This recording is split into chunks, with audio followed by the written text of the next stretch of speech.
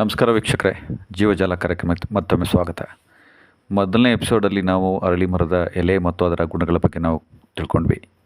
ಈಗ ಅಂದರೆ ಈ ಎಪಿಸೋಡಲ್ಲಿ ಅದರ ಕಾಯಿ ಮತ್ತು ಹಣ್ಣು ಮತ್ತು ಇದು ಬೇರೆ ಮರಗಳಿಗಿಂತ ಹೇಗೆ ಭಿನ್ನವಾಗಿದೆ ವೈಜ್ಞಾನಿಕವಾಗಿ ಅನ್ನೋದನ್ನು ಬಹಳ ಮುಖ್ಯವಾಗಿ ತಿಳ್ಕೊಳ್ಳೋಣ. ಬನ್ನಿ, ಇದರ ಕಾಯಿ ಮತ್ತು ಹಣ್ಣಿನ ಬಗ್ಗೆ ತಿಳ್ಕೊಳ್ಳೋಣ.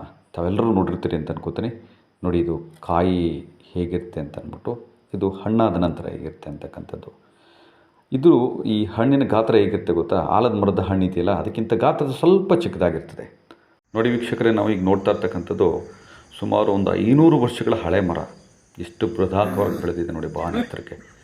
ನಾವು ಒಂದು 5-6 ಜನ ಕೈ ಜೋಡಿಸ್ಕೊಂಡು ತಪ್ಪಿಕೊಂಡ್ರೂ ಆಗೋದಿಲ್ಲ, ಅಷ್ಟು ದೊಡ್ಡ ಮರ ಇದು. ಹಾಗಾಗಿ ಇದು ಇನ್ನೂ ಒಂದು 500 ವರ್ಷ ಬರ್ಬೋದು. ಅಂದರೆ ಸರಿ ಸುಮಾರು 1000 ವರ್ಷ ಬದುಕುವ ಒಂದು ಇತಿಹಾಸ ಇದೆ ಅಂತ ಅಂದ್ಕೋತೀನಿ. ಹೀಗೆ ಅರಳಿ ಮರದ ಬಗ್ಗೆ ಮಾತಾಡ್ತಾ ಇದ್ದರೆ ನೀವು ಗಂಟೆಗಟ್ಟಲೆ ಮಾತಾಡ್ತಾ ಇರ್ಬೋದು. ಇನ್ನೂ ಎಷ್ಟೋ ಎಪಿಸೋಡ್ಗಳನ್ನ ಮಾಡೋದು.